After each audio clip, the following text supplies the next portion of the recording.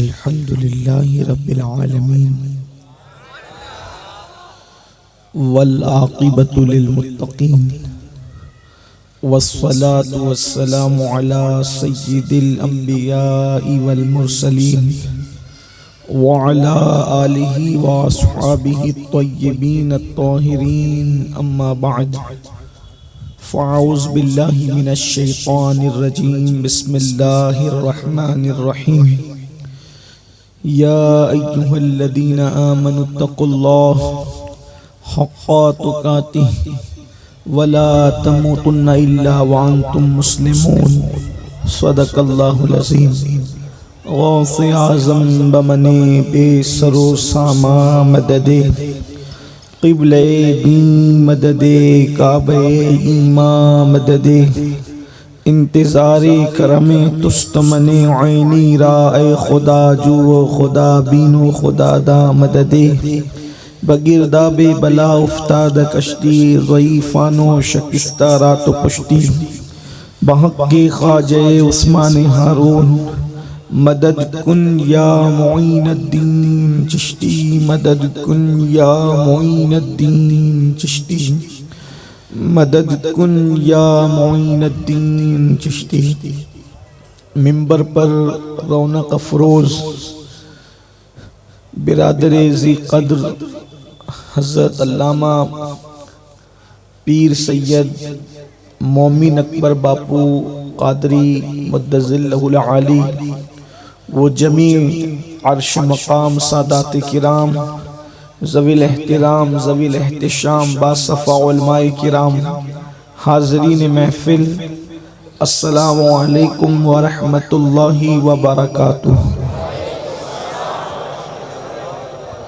انتہائی احترام و عقیدت کے ساتھ اپنے اور ساری کائنات کے مرکز عقیدت انیس بے کساں چارہ ساز درد منداں ہم غریبوں کے غم گسار ہم فقیروں کی ثروت شہریار ارم تاجدار حرم نوبہار شفاعت شب اسرا کے دولہا نوشہ بزم جنت دانائے سبل مولائے کل ختم الرسل خسرویں خوباں سیاح لامکاں وجہ کن فکاں در اللہ المکنون سر اللہ المخزون عالم ما کانا وما یکون آب و گل انبیاء جانو دل اصفیاء مطلع ہر سعادت مقطع ہر سیادت خلاصہ کائنات فخر موجودات حضور احمد مجتبی محمد مصطفیٰ ارواحنا فدا صلی اللہ تعالی علیہ وآلہ وصحبہ وبارک وسلم کی بارگاہ بے کس پناہ میں جس طریقے سے پڑھاؤں بلند آواز سے میرے ساتھ مل کر پڑھیں۔ الصلاۃ والسلام علیک یا رسول اللہ، الصلاۃ والسلام علیک یا نبی اللہ، الصلاۃ والسلام علیک یا حبیب اللہ وعلا آلک واصحابک یا نور اللہ صلی اللہ تعالی علیہ وسلم۔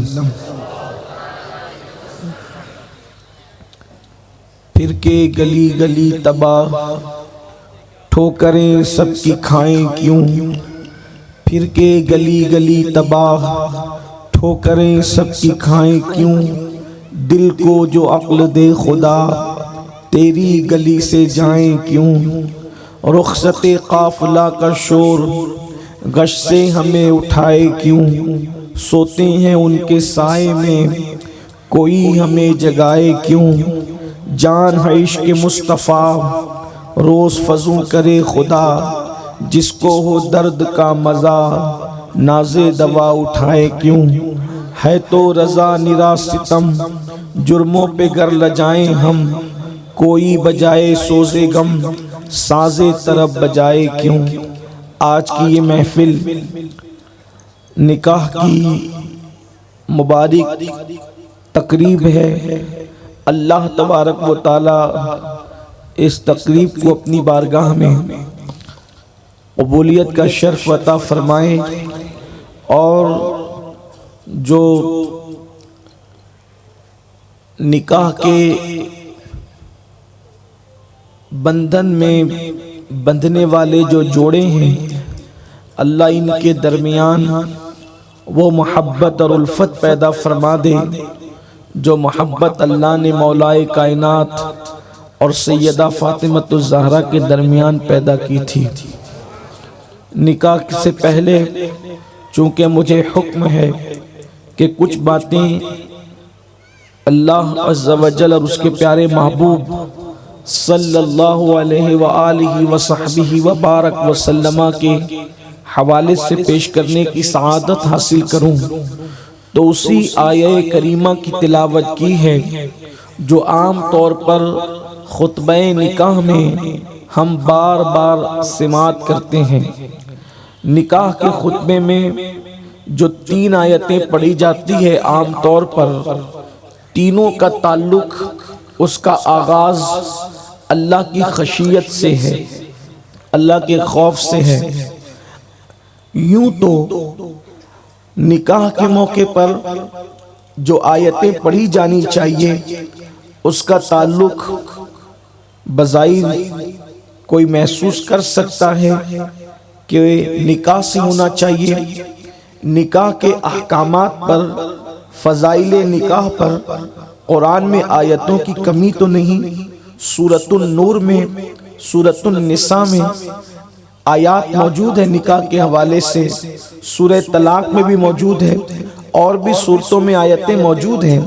لیکن اللہ کے حبیب صلی اللہ علیہ وآلہ وسلم کی عادت کریمہ تھی کہ جب بھی حضور اکرم صلی اللہ علیہ وآلہ وسلم نکاح کا خطبہ ارشاد فرماتے، ان میں زیادہ تر ان 3 آیتوں کی تلاوت کی جاتی، اور تینوں کا تعلق اللہ کے ڈر، اللہ کے خوف اور اللہ کی خشیت سے ہے۔ جیسا کہ اس آیہ کریمہ میں بھی اللہ فرماتا ہے، یا ایھا الذین آمنوا اتقوا اللہ حق تقاتہ، اے ایمان والو اللہ سے ایسے ڈرو جیسے ڈرنے کا حق ہے۔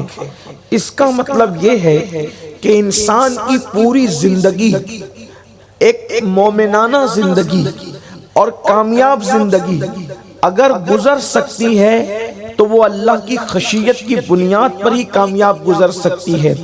انسان زمین پر جو ظلم کرتا ہے اللہ کی خشیت نہ ہونے کی وجہ سے کرتا ہے۔ انسان کسی کا دل دکھاتا ہے اللہ کی خشیت نہ ہونے کی وجہ سے دل دکھاتا ہے۔ اللہ کی خشیت اور اللہ کا خوف اتنی اہم چیز ہے کہ اللہ اکبر، میرے آقا صلی اللہ علیہ وآلہ وسلم کے دیوانوں، ساری عبادتوں کی جو جڑ ہے وہ خشیت ربانی ہے، اللہ کا خوف ہے، اللہ سے ڈرنا ہے۔ حضرت سیدنا عبداللہ ابن مسعود رضی اللہ تعالیٰ عنہ فرماتے ہیں کہ کثرت سے روایات بیان کرنے والے کو عالم نہیں کہتے، بلکہ سچا عالم وہ ہے جو اللہ کا ڈر اپنے دل میں رکھتا ہے، اللہ کی خشیت اپنے دل میں رکھتا ہے۔ دیکھو اللہ کے ڈر کی اہمیت کیا ہے، اللہ کی خشیت کی اہمیت کیا ہے۔ اللہ اکبر۔ ایک مرتبہ حضرت سیدنا فاروق اعظم، حضرت ابی ابن کعب اور حضرت سیدنا ابو ہریرہ رضی اللہ تعالی عنہم، یہ تینوں حضرات بارگاہ رسالت مآب صلی اللہ علیہ وآلہ وسلم میں پہنچے اور عرض کیا کہ یا رسول اللہ صلی اللہ تعالی علیہ وآلہ وسلم، اللہ کے نزدیک سب سے زیادہ علم والا کون ہے؟ غور کرنا، اللہ کے حبیب علیہ السلام سے یہ تینوں لوگ پوچھ رہے ہیں اللہ کے نزدیک سب سے زیادہ علم والا کون ہے؟ تو میرے آقا علیہ الصلوۃ والتسلیم نے فرمایا عقل مند اللہ کے نزدیک سب سے زیادہ علم والا ہے۔ پھر عرض کیا یا رسول اللہ صلی اللہ علیہ وآلہ وسلم، اللہ کی بارگاہ میں سب سے بڑا عبادت گزار کون ہے؟ سب سے بڑا عبادت گزار کون ہے؟ تو میرے آقا علیہ السلام نے فرمایا عقل مند اللہ کی بارگاہ میں سب سے بڑا عبادت گزار ہے۔ پھر تینوں نے عرض کیا کہ یا رسول اللہ صلی اللہ تعالی علیہ وآلہ وسلم، اللہ کے نزدیک سب سے زیادہ عزت والا کون ہے؟ تو میرے آقا علیہ السلام فرماتے ہیں عقل مند سب سے زیادہ اللہ کے نزدیک عزت والا ہے۔ علم والا کون؟ عقل مند۔ عبادت والا کون؟ عقل مند۔ عزت والا اللہ کے نزدیک کون؟ عقل مند۔ پھر تینوں نے عرض کی یا رسول اللہ صلی اللہ علیہ وآلہ وسلم عقل مند کون ہے؟ اس لیے کہ ہم عقل مند کس کو سمجھتے ہیں؟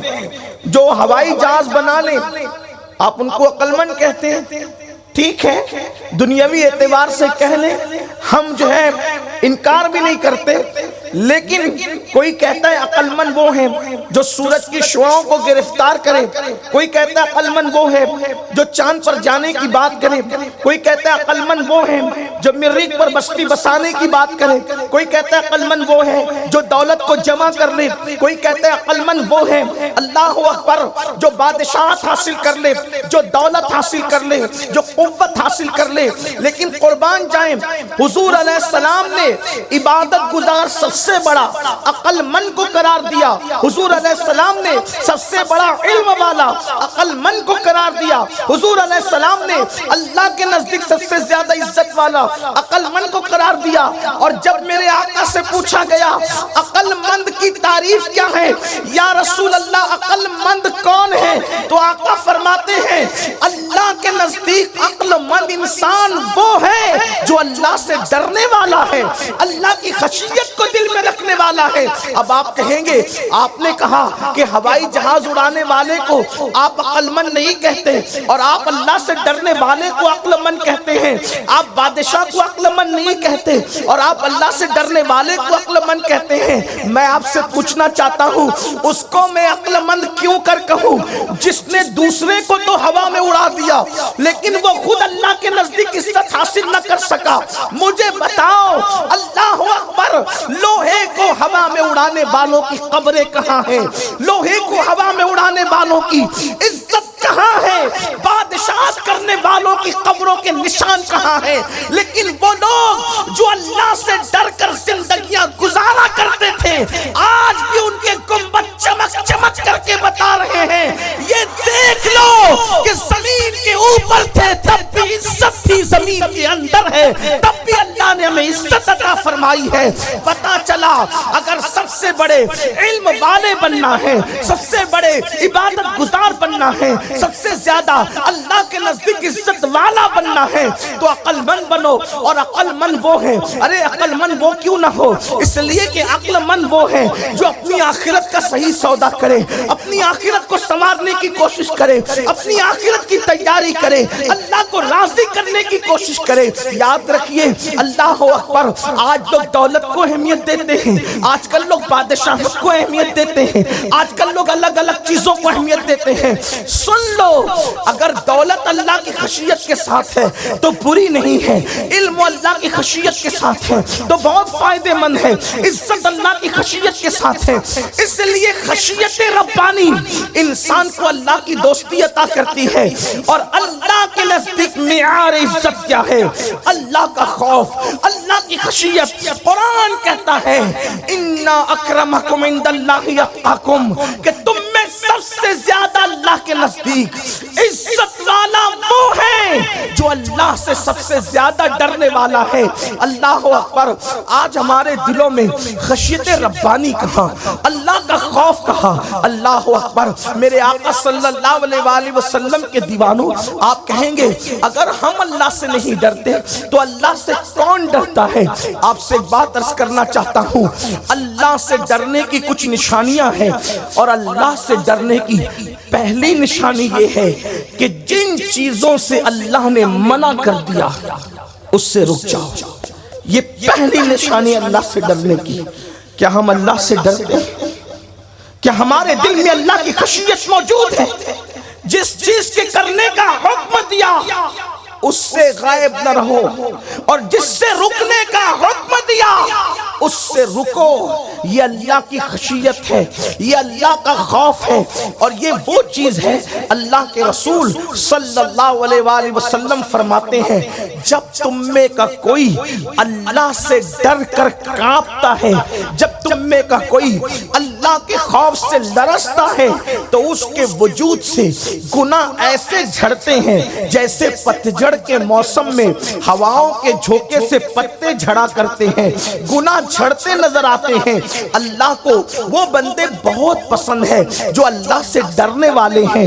اللہ اکبر، حدیث پاک میں آتا ہے کہ اللہ کے فرشتے عرش کے نیچے سجدہ کر رہے ہیں اور ان کے بازو اللہ کی خشیت سے جو ہے وہ کانپ رہے ہیں۔ اللہ اکبر، وہ جب سے پیدا ہوئے وہ سجدے کی حالت میں ہیں اور جب تک رہیں گے، دنیا جب تک رہے گی وہ حالت سجدہ میں رہیں گے، اور جب قیامت کا دن آئے گا تو وہ سجدے سے سر اٹھا کر عرض کریں گے مولا ہم نے سجدے کا حق ادا نہ کیا، تیری عبادت کا حق ادا نہ کیا۔ آپ اندازہ فرمائیں، فرشتے تو اللہ سے ڈریں، معصوم جانے تو اللہ سے ڈریں۔ سیدنا داؤد علیہ السلام کو دیکھیں، اللہ اکبر، ایک لغزش پیغمبرانہ ہوئی حضرت داؤد سے تو 70 سال تک آپ روتے رہے اللہ کی خشیت کی وجہ سے، اللہ کے خوف کی وجہ سے۔ 70 سال کس کو کہتے ہیں؟ یہاں تک بیان کیا جاتا ہے کہ روتے روتے آپ کے چہرے کا گوشت تو جھڑ گیا، پھر بھی آپ روتے تھے تو یہاں پر آپ کپڑا یا کپاس رکھ لیتے تھے اور جب وہ آنسوؤں سے تر ہو جاتا تو اس کو نچوڑ لیا کرتے تھے۔ یہ ان لوگوں کی بات ہے جن کو اللہ نے معصوم بنایا۔ آپ اندازہ کریں، جو اللہ کی معرفت رکھتے ہیں، جو اللہ کو پہچانتے ہیں، جو اللہ تبارک و تعالیٰ پہ یقین رکھتے ہیں، ان کی خشیت کا عالم یہ ہے وہ گناہ نہ بھی کریں تو وہ اللہ سے اتنا ڈرتے ہیں۔ اور ہماری زندگی کے اندر طرح طرح کے گناہ موجود ہیں، اس کے باوجود بھی اللہ کی وہ خشیت ہمارے دلوں میں نہیں۔ میں حیران ہوں، سیدنا مولا کائنات فاتح خیبر علی مرتضیٰ جس نے خیبر کا دروازہ دوسرے ہاتھ سے اکھاڑ کر اس کو ڈھال بنایا، وہ مولا علی اللہ اکبر جب رات کا آخری حصہ آتا تو اللہ کے خوف سے ایسا روتے، اللہ کی خشیت سے ایسا روتے جیسے کسی کو سانپ ڈستا ہے تو سانپ کا ڈسا ہوا کیسے بلک بلک کر اور تڑپ تڑپ کر روتا ہے، اسی طریقے سے مولائے کائنات اللہ کی خشیت کی وجہ سے رویا کرتے تھے۔ اور حد تو یہ ہے، اللہ اکبر، ام المومنین سیدہ عائشہ صدیقہ رضی اللہ تعالیٰ عنہ ارشاد فرماتی ہیں کہ جب اللہ کے رسول علیہ الصلوۃ والتسلیم لوگوں کو نماز پڑھا رہے ہوتے تو کئی صفوں میں بھی پچھلی کئی صفوں میں اللہ کے رسول کے دل کی دھڑکنوں کی آوازیں آتی۔ ہم کئی صفوں میں، بلکہ ایک روایت میں تو چوتھی صف کا ذکر بھی ہے کہ چوتھی صف میں بھی اللہ کے رسول علیہ السلام کے دل کی دھڑکن کی آواز سنی جاتی، اور وہ آواز کیسی ہوتی جیسے چولہے پہ رکھی ہوئی ہانڈی میں کھانا پکنے کے بعد، سالن پکنے کے بعد جب ابال آتا ہے تو کیسے کھٹ کھٹ کی آواز آتی ہے، اس طرح کی آواز سنی جاتی۔ ایک دن میں نے عرض کیا یا رسول اللہ صلی اللہ علیہ وآلہ وسلم، جب آپ نماز پڑھا رہے ہوتے ہیں تو آپ کے سینے سے جو آواز آتی ہے وہ پچھلی کئی صفوں میں سنی جاتی ہے، یا رسول اللہ وہ آواز کیا ہے؟ تو میرے آقا فرماتے ہیں عائشہ کیا تمہیں پتا نہیں کہ میں اس قادر و قیوم کی بارگاہ میں کھڑا رہتا ہوں، اللہ کی خشیت کی وجہ سے میرے سینے سے وہ آواز نکلتی ہے جس کو تم لوگ سن لیا کرتے ہو۔ یہاں رک کر میری قوم کے جوانوں ذرا سوچو، یہاں سے لے کے وہاں تک میری آواز جہاں تک پہنچنی، اندازہ کریں کس رسول کے دل کی دھڑکنیں چوتھی صف تک آواز آ رہی ہے، کس رسول کے سینے سے اللہ کی خشیت کی آواز نکل رہی ہے۔ ذرا اس رسول کو پہچانا آپ نے جس کے صدقے میں کائنات بنائی، اس رسول کے دل میں اللہ کا اتنا خوف، جس رسول کے لیے जन्नत बनाई, उस रसूल के दिल में अल्लाह का इतना खौफ जिसको क़यामत के दिन मकाम महमूद अता करेंगे, उस रसूल के दिल में अल्लाह का इतना खौफ जिसको झंडा देंगे हम्द का, और क़यामत में उनकी तारीफ अल्लाह खुद फरमाएगा। अल्लाह अकबर। क़यामत के दिन के लिए किसके साथ क्या सुलूक होगा इसका कोई ऐलान नहीं है। किसको पकड़ेंगे, किसको छोड़ेंगे, किसको अज़ाब देंगे, किसको जन्नत अता करेंगे, ये किसी के साथ कोई वादा नहीं है सिवाय मुहम्मदुर रसूलुल्लाह के।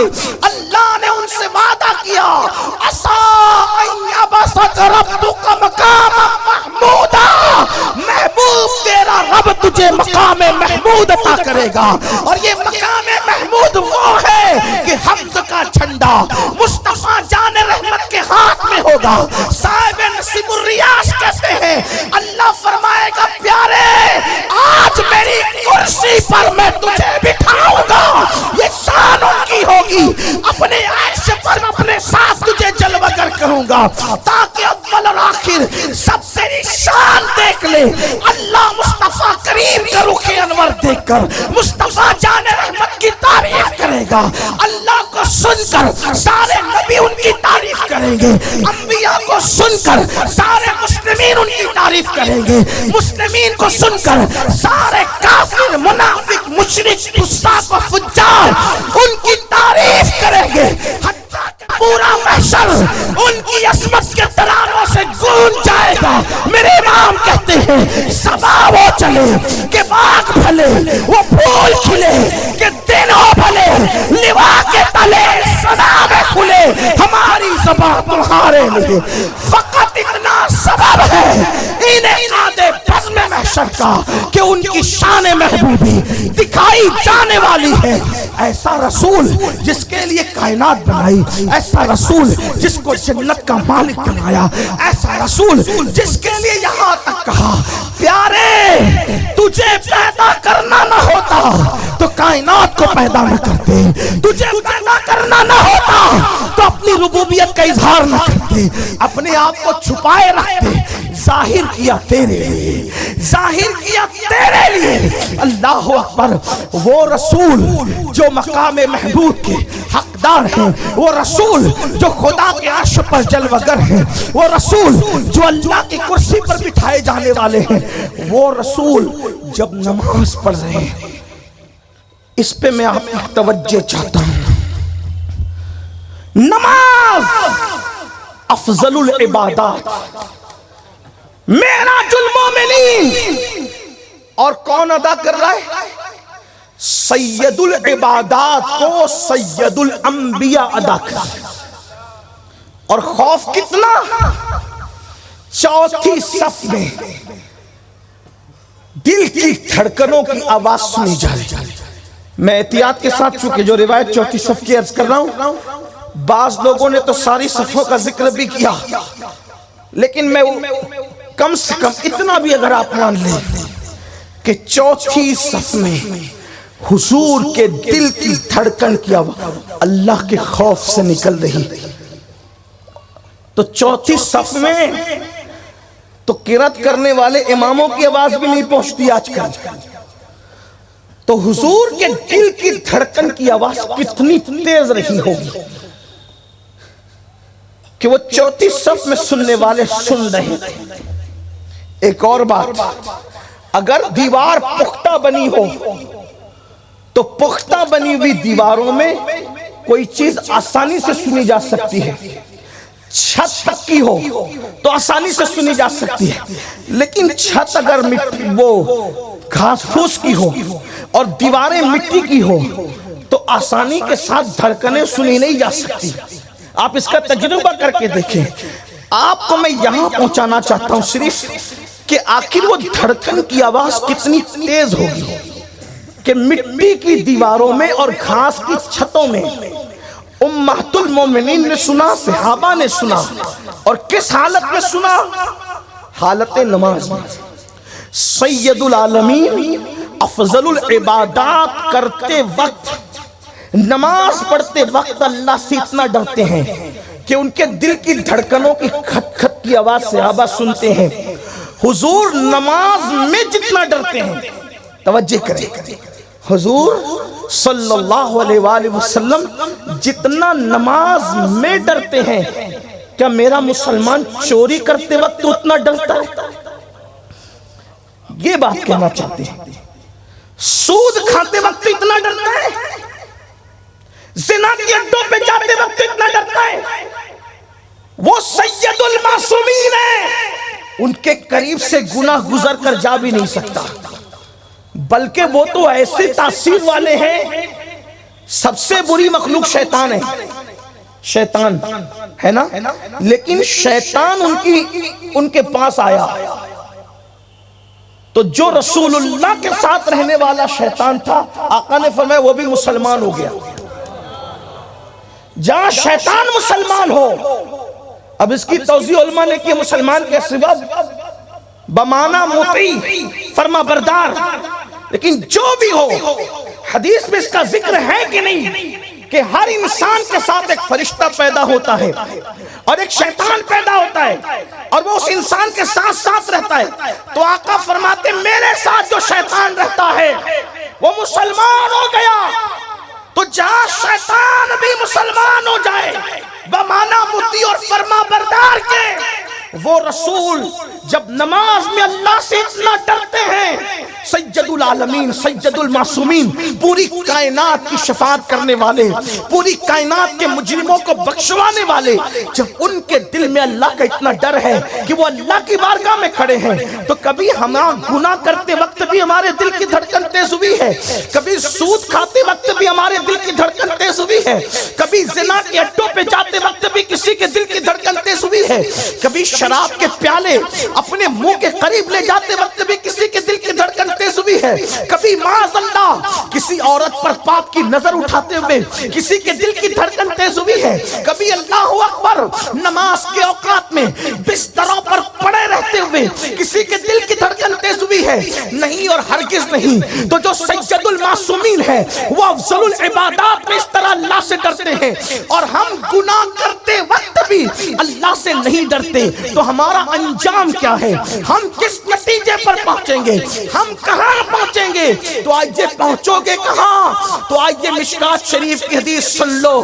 اللہ کے حبیب غیب دا نبی مصطفیٰ کریم رؤوف الرحیم صلی اللہ علیہ وآلہ وسلم فرماتے ہیں، اللہ کے رسول علیہ السلام نے فرمایا، آج کل لوگ کہہ رہے نا پوری دنیا میں ہنگامہ، پوری دنیا میں ہنگامہ، دنیا بھر کے حکمراں ہمارے مخالف، دنیا بھر کے حکمراں ہمارے خلاف، مسلمانوں کے خلاف کیوں ہے؟ آؤ صاحب مشکات حدیث لا رہے ہیں کہ اللہ کے حبیب علیہ الصلوۃ والتسلیم نے ارشاد فرمایا، کیا فرمایا؟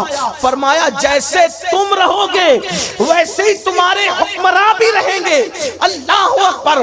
اور دوسری حدیث سنو، دل کے کانوں سے سنو، آج لوگ حکومتیں بدلنا چاہتے ہیں، آج لوگ دنیا میں ظالم حکمرانوں کے تختے پلٹنا چاہتے ہیں، سن لو کچھ نہیں ہو سکے گا قوم مسلم سے جب تک کہ اللہ کی خشیت دل میں پیدا نہ ہو جائے، کیونکہ ظالموں کے تختے اللہ اکبر اوٹ اور نوٹ کی بنیاد پر نہیں پلٹے جا سکتے، ظالموں کے تختے تلوار اور نیزوں کی بنیاد پر صرف پلٹے نہیں جا سکتے۔ اللہ کے حبیب علیہ السلام فرماتے ہیں، میں حیران ہوں، صاحب مشکات حدیث لائے ہیں، ایسا لگتا ہے جیسے آج کے حالات مصطفیٰ جان رحمت بیان کر رہے ہیں۔ حدیث قدسی ہے، دل کے کانوں سے سنو، کسی ملک میں چپل والا حکومت کر رہا ہے، کسی ملک میں رذیل حکومت کر رہا ہے، کسی ملک میں چائے بیچنے والا حکومت کر رہا ہے، کسی ملک میں چوری کرنے والا حکومت کر رہا ہے، پوری دنیا کا یہی حال ہے، اور مسلمان چاہتے ہیں ان ظالموں کے تختے الٹ دیں۔ کیسے الٹ سکتے ہو؟ سنو، دل کے کانوں سے سنو، اللہ کے حبیب علیہ الصلوۃ والتسلیم فرماتے ہیں کہ اللہ نے ارشاد فرمایا، یہ حدیث قدسی ہے، اللہ نے ارشاد فرمایا، فرمایا اے میرے بندو میں ہی معبود ہوں۔ اللہ فرماتا ہے کہ اللہ ہی عبادت کے لائق ہے، اور پھر فرماتا ہے کہ میں بادشاہوں کا بادشاہ ہوں۔ کیا فرمایا؟ میں بادشاہوں کا بادشاہ ہوں۔ صدق اللہ۔ اے اللہ ہم تصدیق کرتے ہیں کہ بے شک تو ہی بادشاہوں کا بادشاہ ہے، تو ہی عبادت کے لائق ہے۔ مولا تیری طاقت، تیری سطوت، تیری جبروتی طاقت کے آگے پوری کائنات سرخمیدہ ہے، اور ہم بھی اعلان کرتے ہیں لا الہ الا اللہ، بے شک تو ہی عبادت کے لائق ہے، تو ہی بادشاہوں کا بادشاہ ہے، تو ہی آقاؤں کا آقا ہے، تو ہی رب الارباب ہے۔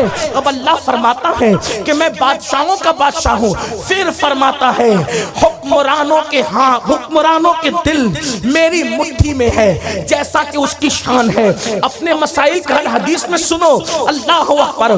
گناہوں کے اڈوں کو آباد کر کے کسی ظالم کو کیفر کردار تک پہنچانے کی بات کرنے والوں، جو خود اپنے آپ پہ ظلم کریں اور اپنے نبی کا دل دکھائیں، وہ کسی ظالم سے بڑھ کر تو کم، ظالم سے کم تو نہیں ہے، بلکہ ظالموں سے بڑھ کر ہے۔ حکمران لوگوں پہ ظلم کرتے ہیں، گناہ کرنے والے اپنے آپ پہ ظلم کرتے ہیں۔ اس سے بڑا ظالم کون ہوگا جو اپنے آپ پہ ظلم کرے؟ اللہ اکبر۔ گویا کہ لوگوں کو تو اپنے آپ سے محبت ہے اور لوگوں سے محبت نہیں ہے۔ ہمیں تو نہ اپنے آپ سے محبت ہے نہ لوگوں سے محبت ہے۔ بولو ہم سے بڑھ کر ظالم کون ہے؟ کیا کبھی ظالم بھی کسی ظالم کو ختم کرتا ہے؟ کیا کبھی خون کو پیشاب کے ذریعے سے دھویا جا سکتا ہے؟ کیا کبھی خون آلود کپڑے کو پیشاب کے ذریعے سے پاک کیا جا سکتا ہے؟ نہیں نہیں، ظالم ظالم کو ختم نہیں کرتا، بلکہ عادل ظالم کو ختم کرتا ہے، نیک ظالم کو ختم کرتا ہے۔ جو قوم خود ظلم کرے، جو قوم خود اپنے آپ پہ ظلم کرے، وہ قوم کسی ظالم کو کیفر کردار تک کیا پہنچائے گی؟ اللہ اکبر۔ تو میرا رب فرماتا ہے کہ میں بادشاہوں کا بادشاہ ہوں، میری مٹھی میں حکمرانوں کے، بادشاہوں کے دل ہیں، جیسا کہ اس کی شان کے لائق اس کی مٹھی ہے۔ اس کی مٹھیاں انگلیاں والی نہیں، اس کی مٹھی ہتھیلی والی نہیں، وہ جسم و جسمانیات سے پاک ہے، جیسا بھی اس کی مٹھی ہے۔ تو فرماتا ہے حکمرانوں کے دل میری مٹھی میں ہے۔ جب تم میری نافرمانی کرتے ہو، جب تم گناہ کرتے ہو، تو میں تم پر ظالم حکمراں مسلط کر کے ان کے دل میں تمہارے لیے نفرت ڈال دیتا ہوں، ان کے دل میں تمہارے لیے سختی ڈال دیتا ہوں۔ اب آپ دیکھیں یہ کس نے مسلط کیا ہے؟ کس نے مسلط کیا ہے؟ وہ وحدہ لا شریک ہے، جس نے ہم پر ظالم حکمرانوں کو مسلط کیا۔ جس قوم کو ڈی جے، فلمیں، ناچ گانوں کے نام پہ خرچہ کرنے میں دکھ نہیں ہوتا، اور 2.5% زکوٰۃ دینا جن کو جان پر آتی ہے، وہ قوم ظالم نہیں؟ جو قوم نے اپنے گھروں کو ناچ گانوں کا اڈا بنا لیا، وہ قوم ظالم نہیں؟ اللہ فرماتا ہے جب تم میری نافرمانی کرتے ہو تو میں تم پر ظالم مسلط کرتا اور ان کے دل میں تمہارے لیے سختی اور نفرت پیدا کرتا۔ اور پھر فرمایا جب تم میری فرما برداری کرتے ہو تو میں ظالموں کے دل میں بھی تمہاری نرمی پیدا کر دیتا۔ وہ ظالم ہو کر بھی تمہارے لیے نرم رہتے ہیں اگر تم میرے فرما بردار رہتے ہو تو۔ پھر فرمایا حدیث پاک کا مفہوم ہے اب ان ظالموں کو اگر تم بدلنا چاہو، ان ظالموں کی منت سماجت کرنا چاہو جیسا کہ تم کر رہے ہو، غلامی کرنا چاہو، چاپلوسی کرنا چاہو، منت سماجت کرنا چاہو، ان کے تلوے چاٹنے چاہو، 1450 برس پہلے رسول اللہ سے کہلوایا ان سے کہہ دینا تمہاری بگڑی نہیں بنے گی، تمہارا کام نہیں ہوگا۔ ہاں جاؤ جتنی صلح سپاٹے کی بات کرنا ہے کر لو، جب تک اللہ سے صلح نہیں ہوگی اس وقت تک تمہارے کام نہیں بننے والے۔ ایسے فٹ بال کی طرح ٹھکراتے رہو گے، ایسے ذلت کی وادیوں میں بھٹکائے جاتے رہو گے، ایسے ظلم کا نشانہ بنائے جاتے رہو گے۔ فرمایا حکمرانوں کے پیر پڑو گے، ان کے پیر پکڑو گے، تمہارا کچھ نہیں بننے والا۔ پھر میرے آقا سے کہلوایا میرے بندوں سے کہہ دو اگر وہ اپنے حالات کو بدلنا چاہیں، اگر وہ انقلاب برپا کرنا چاہیں، اگر وہ ظالموں کو کیفر کردار تک پہنچا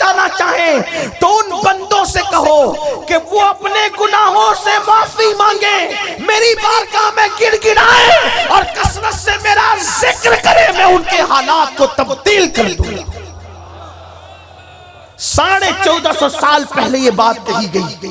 آج مسلمان ریلیاں نکال کے حالات بدلنا چاہتے ہیں. آج مسلمان تقریروں سے حالات بدلنا چاہتے ہیں اور دل میں خشیت ربانی نہیں. مجھے بتاؤ قوم مسلم کے جوان وہ کون سا جرم ہے جس جرم میں مبتلا نہیں؟ پاپ کی چادر اوڑھ کر متقی کہلانے کا خواب دیکھنے والوں، جن کے دلوں میں اللہ کی خشیت تھی، ان کی سوچ کیا تھی، ان کی فکر کیا تھی. مکتوبات صدی دو صدی میں علامہ شرف الدین یحییٰ منیری لکھتے ہیں ایک بزرگ دعا کرتے تھے، ان کی دعا سنو. بزرگ دعا کر جس کو یحییٰ منیری بزرگ لکھے کیسا بزرگ ہوگا.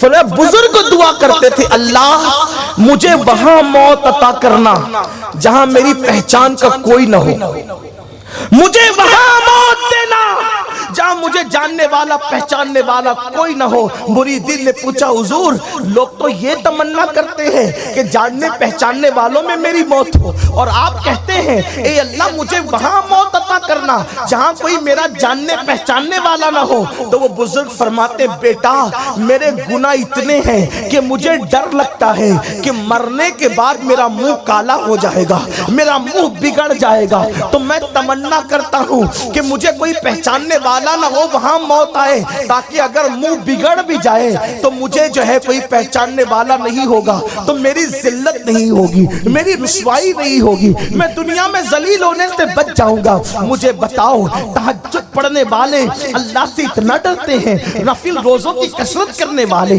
اللہ سے اتنا ڈرتے ہیں. علامہ شرف الدین یحییٰ منیری لکھتے ہیں ایک بزرگ تھے جب نیند سے اٹھتے تھے تو سب سے پہلے آئینے میں اپنا منہ دیکھتے تھے. ہم بھی نیند سے اٹھتے ہیں تو پہلے آئینے میں منہ دیکھتے ہیں، لیکن فکر دیکھو ہم تو یہ دیکھتے ہیں کہ میں گناہ کر کے بھی کتنا خوبصورت ہوں، میں گناہ کر کے بھی کتنا حسین و جمیل ہوں.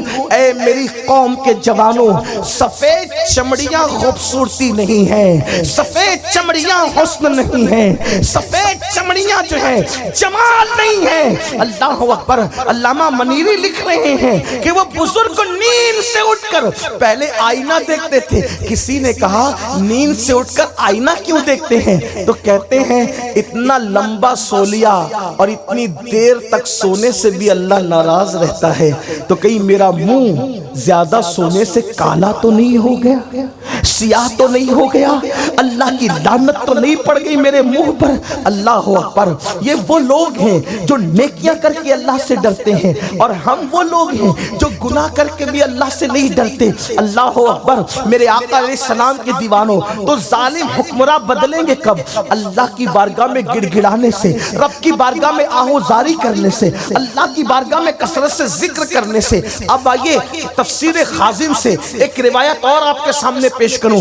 حدیث پاک میں آتا ہے جب یہ آیت نازل ہوئی وما اصابکم من مصیبت فبما کسبت ایدیکم ویعفو عن کثیر، اللہ فرماتا ہے کہ تم پر جو بھی مصیبت آتی ہے وہ تمہارے گناہوں کے سبب سے آتی ہے.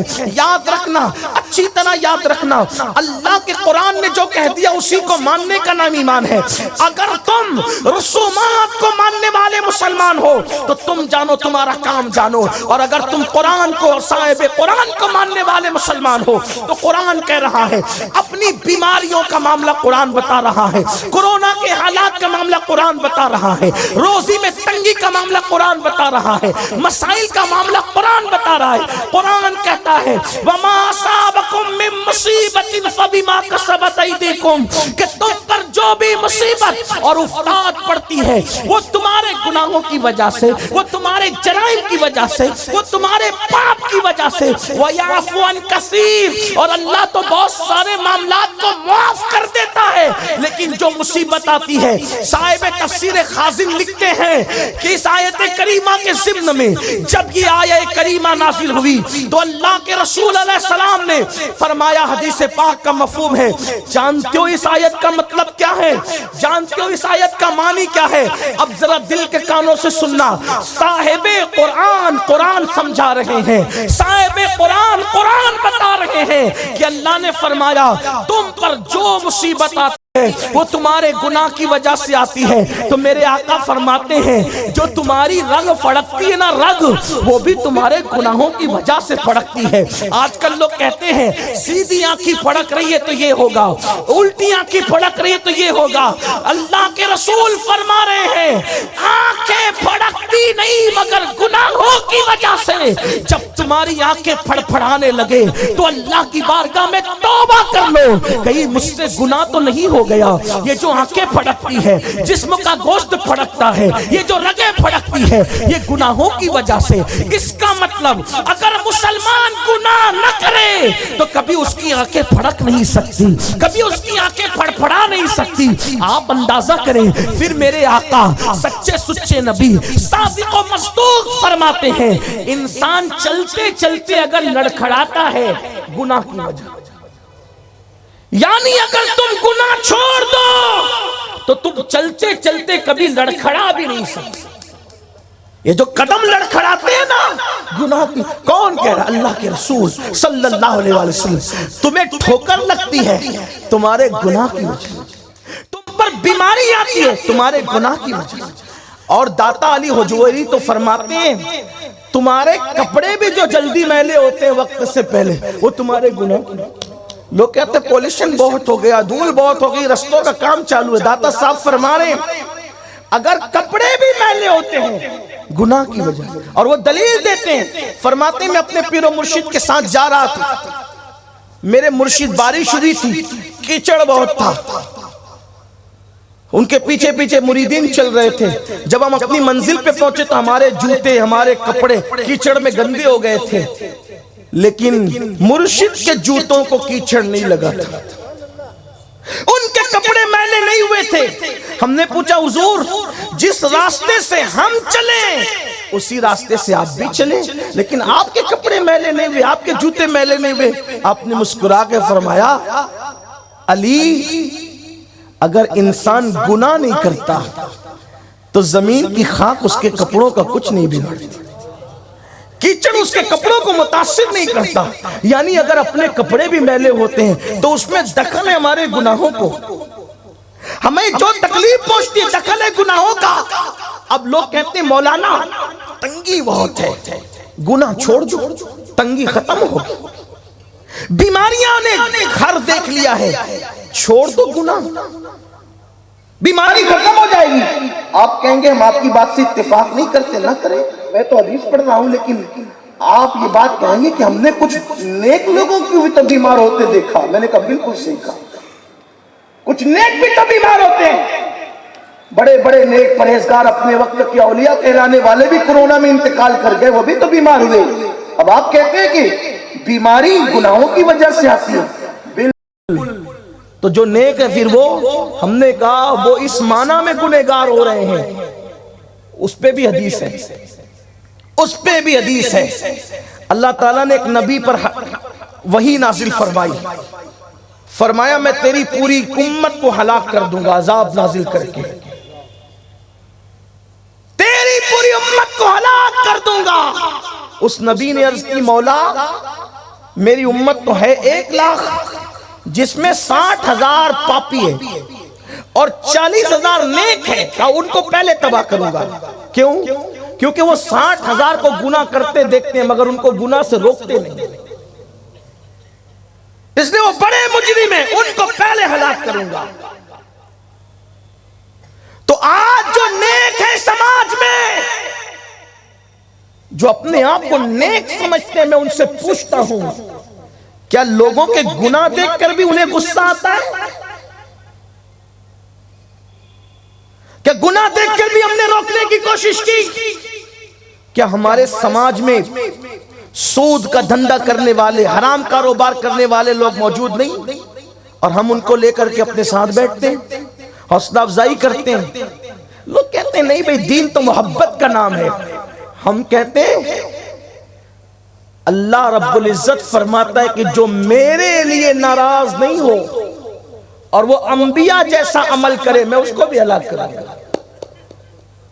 بلکہ حدیث پاک میں آیا ہے کہ جن نیکوں کو اللہ نے ہلاک کرنے کی بات کی ان کے اعمال انبیاء کی طرح تھے، نیکی کرنے میں وہ انبیاء کی طرح تھے. ان کی چال ڈال نبیوں کی طرح تھی، لیکن اللہ نے کہا پہلے میں ان کو ہلاک کروں گا۔ کیوں؟ کیونکہ وہ گناہ دیکھ کر کے روکتے نہیں ہیں۔ تو آج ہمارے سماج کے جو نیک لوگ ہیں، اگر وہ مسجد جا رہے ہوں تو زینے پہ بیٹھنے والوں کو مسجد کیوں نہیں لے جاتے؟ اگر شادی کے موقع پر دولہے کو سونے کی انگوٹھی پیش کی جاتی ہے تو قاضی اپنے اندر یہ ہمت کیوں نہیں کرتا کہ اس محفل میں کہہ دے کہ یہ حرام ہے؟ ہم تو ہاتھ میں رکھ دیتے ہیں نا، ہاتھ میں رکھ دیتے ہیں۔ کیوں؟ باغباں بھی خوش رہے، راضی رہے صیاد بھی۔ یہ کیوں نہیں کہا جاتا کہ سونا مردوں کو حرام ہے؟ اگر آپ صرف محبت کا نام اسلام سمجھتے ہیں تو اس حدیث کو کس کھاتے میں رکھو گے کہ ایک صحابی سونے کی انگوٹھی پہن کے آئے، اللہ کے رسول کو سلام کیا، حضور نے جواب نہیں دیا، منہ پھیر لیا۔ صرف نمک چکھنا سنت نہیں ہے نیک لوگوں، کسی کو حرام کام کرتے دیکھ کر سلام کا جواب نہ دے کر اس سے ناراض ہو کے منہ پھیر لینا، یہ بھی مدینے والے مصطفیٰ کریم کی سنت ہے۔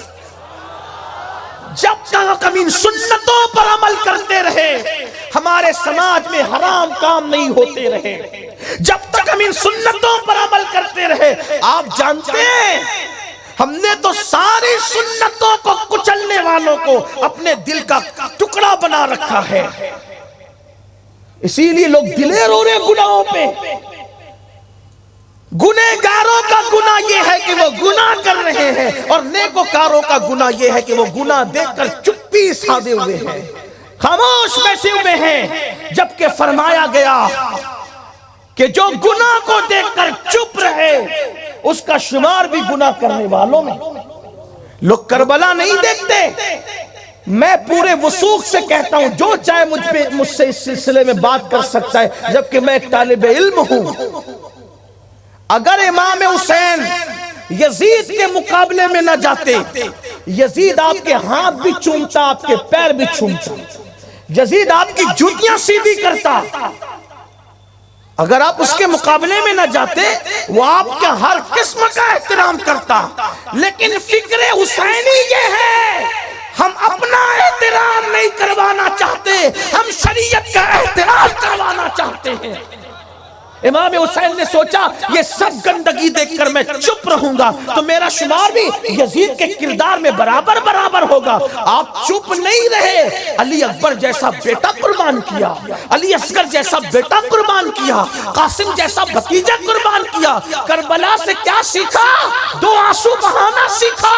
آنسو بہانے سے زیادہ قیمتی ہے کہ امام کی وہ فکر لو کہ ظالم کی آنکھ میں آنکھ ڈال کر کے بات کر سکو۔ اسی لیے تو میرے آقا فرماتے ہیں صلی اللہ علیہ وآلہ وسلم، جو ظالم بادشاہ کے سامنے شریعت کی بات کرے گا اور قتل کر دیا جائے تو وہ اپنے وقت کے شہیدوں کا سردار ہوگا، اور اگر قتل نہ کیا جائے، زندہ بچ جائے تو اس کے بعد اس سے جتنے گناہ ہوں گے کوئی گناہ اس کا لکھا نہیں جائے گا۔ اللہ اس کو یہ مقام عطا فرماتا ہے، اس کا کوئی گناہ لکھا نہیں جاتا اس کے بعد۔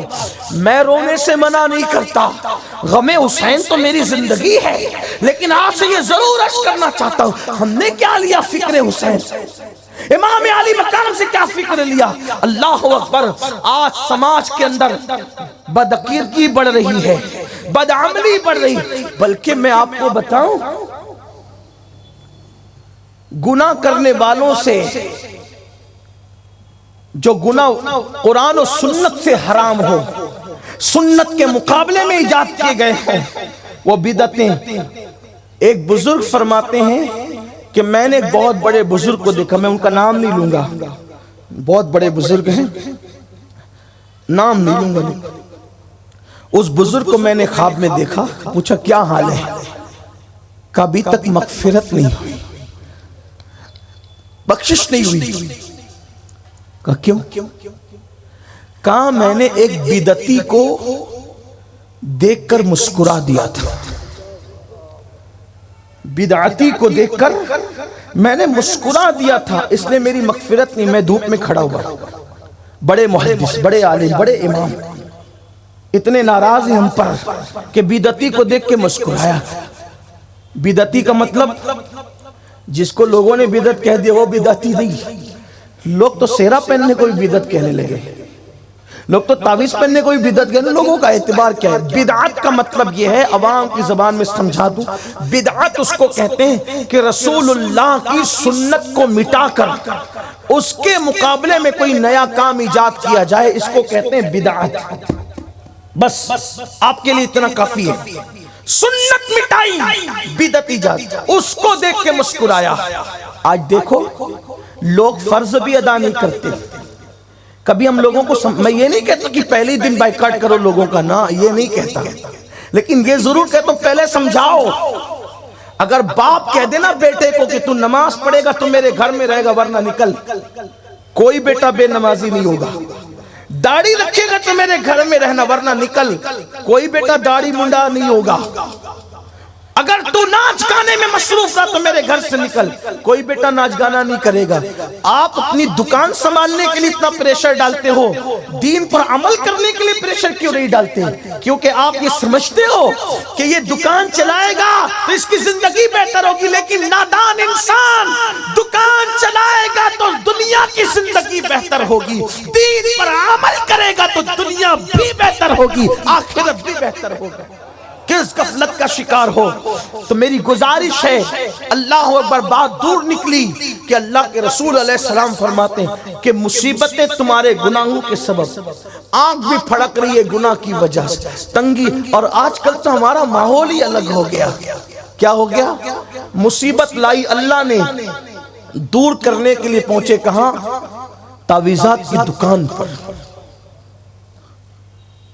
میں کوئی تعویذ کا مخالف آدمی نہیں ہوں، لیکن آپ کو یہ کہنا چاہتا ہوں کہ تعویذ سحر جادو بلا کا علاج ہے، تعویذ اللہ کی ناراضگی کا علاج نہیں ہے۔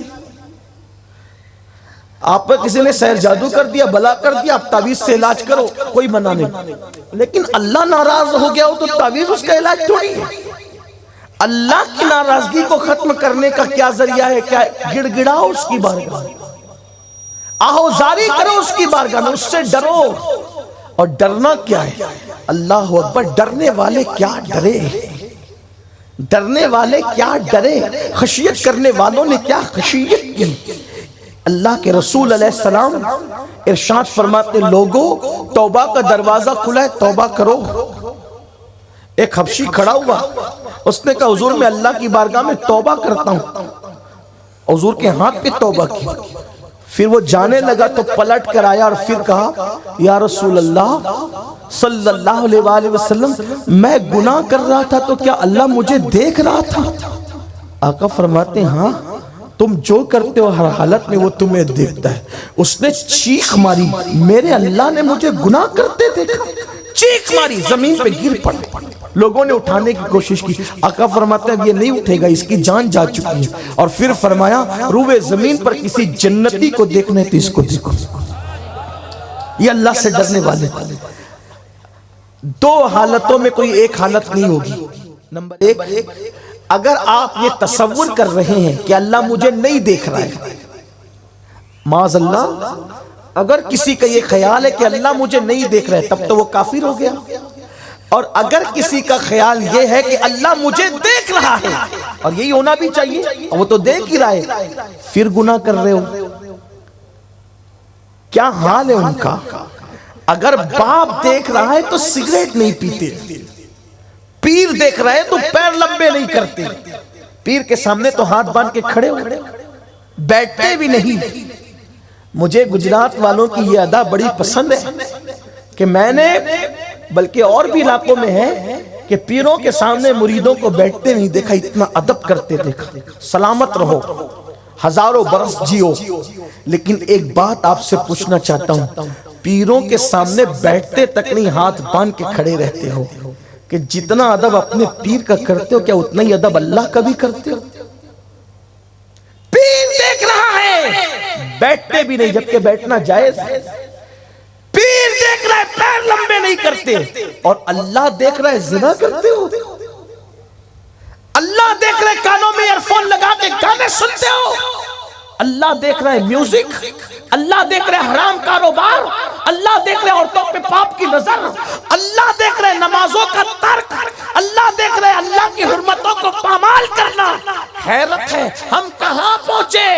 باپ کا جتنا ادب کیا اتنا اللہ کا نہ کیا، جتنا پیر کا کیا اتنا اللہ کا نہ کیا، جتنا استاد کا کیا اتنا اللہ کا نہ کیا۔ اب مجھے بتاؤ مسلمانوں ہم ہیں کہاں؟ اللہ دیکھ رہا ہے، سی سی ٹی وی کیمرے کی زد میں ہے تو ہم منہ کے گٹکے کو بھی نہیں تھوکتے کیونکہ سی سی ٹی وی کیمرے کی زد میں ہے، اور اللہ دیکھ رہا ہے وہ سارے جرائم کر رہے ہیں، سارے گناہ کر رہے ہیں۔ پھر بتاؤ جو اللہ کا اتنا ادب نہ کرے جتنا اپنے پیر کا کرتا ہے، اللہ کا اتنا ادب نہ کرے جتنا اپنے استاد کا کرتا ہے، اللہ کا اتنا ادب نہ کرے جتنا اپنے باپ کا کرتا ہے، پھر اس قوم کو کاٹا نہیں جائے گا، پھر اس قوم کے گھروں کو جلایا نہیں جائے گا، پھر اس قوم کو نیست نابود نہیں کیا جائے گا، پھر اس قوم کی گردنوں پر تلواریں نہیں لٹکے گی، پھر اس قوم کو کورونا کے ذریعے سے ہلاک نہیں کیا جائے گا، پھر اس قوم پر بیماریاں مسلط نہیں کی جائے گی، پھر اس قوم پر تنگ دستی مسلط نہیں کی جائے گی، پھر اس قوم کی اولاد کو اس کا غدار نہیں بنایا جائے گا، پھر اس قوم کی بیویوں کے دلوں میں ان کی نفرتیں نہیں پیدا کی جائے گی، پھر اس قوم کو اللہ اکبر بے چینی اور بے قراری کا شکار نہیں کیا جائے گا، پھر اس قوم کو مسترب نہیں کیا جائے گا۔ ہمارے مسائل کا حل خشیت ربانی میں ہے، اللہ کے خوف میں ہے۔ سب کا ادب کرنے والوں، میرا اللہ قرآن میں فرماتا ہے تم نے اللہ کی وہ قدر نہیں کی جو اللہ کی قدر کرنے کا حق تھا۔ سب کے قدر دانوں، پہلے اللہ کی تو قدر کرو، پہلے اللہ کا تو احترام کرو، پہلے اللہ کا تو ادب کرو۔ اور اللہ کا ادب کیا ہے؟ صرف ہاتھ باندھنا نہیں بلکہ گناہوں کو چھوڑ دینا۔ اللہ اکبر۔ آئیے آپ کو بتاؤں، اللہ ہم کہتے کل تک ہم بادشاہ تھے، کیسر و کسرا کے تاجدار تھے، آج ہم بھکاری بن گئے۔ کیوں؟ اس لیے کہ اللہ سے ڈرنا چھوڑ دیا۔ اللہ اکبر۔ سیدنا عمر ابن خطاب فاروق اعظم، یہ میرے نبی کے دوسرے جانشین ہیں، ان کی شان یہ ہے، ان کا ذکر توریت میں، ان کا ذکر انجیل میں، ان کا ذکر زبور میں، ان کا ذکر قرآن میں۔ قرآن کی کم و بیش 22 آیات فاروق اعظم کے مشورے کی تائید میں نازل ہوئی ہے۔ یہ فاروق اعظم ہے، لیکن اللہ اکبر ان کی خشیت ربانی کا حال کیا تھا؟ تھوڑا سا غور کر لیں۔ یہاں تو 5 وقت کی نماز پڑھ کے خدا جانے اپنے آپ کو کیا سمجھتے ہیں، تلاوت کر لے تو اور خدا جانے اپنے آپ کو کیا سمجھتے ہیں۔ اللہ اکبر۔ کبھی زکوٰۃ دے لیں، حج کر لیں، عمرہ کر لیں، پھر اپنے سامنے کوئی کچھ ہی نہیں ہے۔ پتہ نہیں لوگوں کی سوچ کیا ہے، مگر وہ عمر ابن خطاب جس کے بارے میں اللہ کے رسول فرماتے ہیں کہ میرے بعد اگر کوئی نبی ہوتا تو وہ عمر ابن خطاب تھا۔ لا نبی بعدی، مگر نبوت ختم ہو گئی۔ فرمایا جب تک عمر میری امت میں موجود رہیں گے میری امت کبھی فرقہ واریت کا شکار نہیں ہوگی۔ عمر کا چلے جانا فرقوں کو پیدا کرے۔ عمر وہ ہے جو ایسا دروازہ ہے جس نے جہنم سے لوگوں کو روک رکھا ہے۔ عمر جائیں گے تو لوگ جہنم کی طرف بڑھتے چلے جائیں۔ فرمایا ایک دروازہ ہے، دروازہ جو ٹوٹ جائے گا تو میری امت میں فتنوں کا ایسے ظہور ہوگا جیسے کالی رات میں بادل برستے ہیں۔ اور اسی دروازے کو عمر ابن خطاب کہتے ہیں۔ آقا نے یہ نہیں فرمایا دروازہ کھل جائے گا، کیا فرمایا؟ دروازہ ٹوٹ جائے گا۔ فاروق اعظم کا وجود اتنا قیمتی کہ آپ کی موجودگی میں فتنے نہیں اٹھے۔ آپ دیکھ لیں، تاریخ پڑھ لیں، جتنی فتوحات آپ کے دور میں ہوئی کسی کے دور میں نہیں، لیکن آپ دیکھیں ان کے دل میں اللہ کا ڈر کتنا، اللہ کی خشیت کتنی تھی، خوف کتنا تھا۔ اور یہ کون لوگ تھے؟ جن کو رسول اللہ نے جنت کی بشارتیں دی، جن کو توریت میں، انجیل میں، زبور میں، قرآن میں جنت کی بشارتیں دی گئی۔ قرآن کہتا ہے ان اللہ اشترى من المؤمنین انفسهم واموالهم بان لهم الجنہ یقاتلون فی سبیل اللہ فیقتلون ویقتلون وعدا علیہ حقا فی التوراۃ والانجیل والقرآن۔ اللہ ارشاد فرماتا ہے یہ وہ لوگ ہیں جن کی جان اور مال کو اللہ نے جنت کے بدلے خرید لیا. پھر ان کی صفات بیان کی. یہ وہ لوگ ہیں جو اللہ کی راہ میں مرنے بھی نہیں ڈرتے, مارنے بھی نہیں ڈرتے. ان کے ساتھ اللہ نے وعدہ کیا ہے توریت میں, انجیل میں, زبور میں, قرآن میں. اور پھر فرمایا اللہ اپنے وعدے کو پورا کرتا ہے. اور یہ وہ لوگ ہیں جن کو اللہ نے بڑی کامیابی عطا کی ہے. پھر ان کی شان اللہ قرآن بیان کرتا ہے. جن کی منقبتیں اللہ قرآن میں بیان کرے. کیا بیان کر رہا ہے؟ میرے نبی کے صحابہ کے لیے التائبون العابدون الحامدون السائحون الراکعون الساجدون الآمرون بالمعروف والناہون عن المنکر والحافظون لحدود اللہ وبشر المؤمنین. یہ توبہ کرنے والے, یہ عبادت کرنے والے, یہ اللہ کی حمد کرنے والے, یہ روزے رکھنے والے, یہ رکوع کرنے والے, یہ سجدے کرنے والے, یہ اللہ کی حدوں کا لحاظ کرنے والے, اللہ کی حدوں کو نہ توڑنے والے. وبشر المؤمنین. اور یہ وہ لوگ ہیں, ان مومنوں کو اللہ نے بشارت عطا کی ہے. کون سی بشارت؟ جنت کی بشارت. جس کو اللہ قرآن میں جنت کی بشارت دی ہے میرے نبی کے صحابہ. یوں تو شان نزول کے اعتبار سے حکم خاص ہوتا ہے, لیکن یعنی شان نزول اس کا خاص ہے, خاص وقت کے لیے. مگر حکم جب تک اللہ رسول خاص نہ کرے قیامت تک کے لیے عام ہوتا ہے. اب جس مومن کے اندر بھی یہ صفات ہوگی اس کے لیے بشارت ہے جنت کی. لیکن اس میں اول درجے پہ میرے نبی کے صحابہ ہیں, حضور کے صحابہ. اور صحابہ میں اول نمبر پر 4 ہے. 4 ابو بکر صدیق, عمر ابن خطاب, عثمان غنی, مولا علی. پھر ان 4 کے بعد 10 ہیں جنہیں عشرہ مبشرہ کہتے ہیں. ان 10 کے بعد 313 ہیں جنہیں اہل بدر کہتے ہیں. ان بدر والوں کے بعد اہل بیت رضوان ہیں جن کی تعداد 900 سے زائد. اس میں اختلاف ہے لیکن زائد ہے, کتنی زائد اللہ جانے. پھر اس کے بعد 1,14,000 یا 1,24,000 یا 1,25,000 کم و بیش ہے, اور وہ سب میرے نبی کے صحابہ ہیں. سب اس بشارت میں شامل ہیں, سب شامل ہیں. کچھ لوگ صحابہ کے بارے میں بھی اب جنت و دوزخ کا فیصلہ خود کرنا چاہتے ہیں. ہم کہتے ہیں قرآن تو یہ کہہ چکا وبشر المؤمنین, اللہ نے ان کو بشارت دے دی. اللہ بشارت دے, ملا نکال سکتا ہے؟ پھر اللہ کے رسول مالک جنت کہتے ہیں. اگر صحابہ کی شان میں بک بک کرتے ہو تو اس سے پہلے سن لو, اللہ کے رسول نے فرمایا جس نے مجھے دیکھا اس پر جہنم کی آگ حرام ہے, اور جس نے میرے دیکھنے والے کو دیکھا اس پر بھی جہنم کی آگ حرام ہے. اب اگر کوئی بک بک کرتا ہے تو اس کو ثابت کرنا پڑے گا کہ فلاں صاحب نے نہیں دیکھا, فلاں صاحب نے نہیں دیکھا. یا پھر دیکھا تو موت کے وقت وہ ایمان پہ نہ رہا. جس نے دیکھا ایمان کی حالت میں اور ایمان پر ہی گیا, آپ اس کے بارے میں کوئی بک بک نہیں کر سکتے کیونکہ وہ ہے صحابی. نہیں وہ تو نہیں, صحابی تو مانتے ہیں لیکن کوئی منقبت نہیں پڑھتے. میں نے کہا تیرے منقبت نہ پڑھنے سے کیا ہوتا ہے؟ اگر تو صحابی مان لے تو صحابیت سے بڑی منقبت کیا ہے؟ اس سے بڑی بھی کوئی منقبت ہے؟ جس کو صحابی کا مطلب تم نے کہہ دیا کہ یہ غوث اعظم سے افضل, یہ غریب نواز سے افضل, یہ داتا صاحب سے افضل. صحابی مان لیا مطلب, اور صحابی مان لیا مطلب کیا؟ رضی اللہ عنہم ورضوا عنہ. 2 لوگوں کے لیے قرآن نے کہا. دیکھیں ایک بات یاد رکھنا بات آگے بڑھانے سے پہلے, ہر عمل کرنے والے کو ثواب ملتا ہے, ہر عمل کرنے والے کو ثواب, اور جس کو ثواب ملے وہ قیامت میں کامیاب ہوگا یا ناکام ہوگا اس کی بھی کوئی گارنٹی نہیں. دھیان سے سننا, کچھ لوگ ثواب پہ زیادہ اعتماد کر کے بیٹھے ہیں دنیا میں. ہم تو ہر سال عمرہ کو جاتے ہیں, جاؤ اللہ کرے جاؤ, ہر سال نہیں ہر مہینے جاؤ, لیکن ثواب پر اعتماد نہیں کرنا. ثواب کماتے رہو مگر بھروسہ اس پہ نہیں کرنا. اہل ثواب اور نیکیاں کرنے والے قیامت میں کامیاب ہوں گے اس کی کوئی گارنٹی نہیں. امید ہے کامیاب ہو جائیں، لیکن پھنس بھی سکتے ہیں۔ آسان زبان میں کہہ رہا ہوں،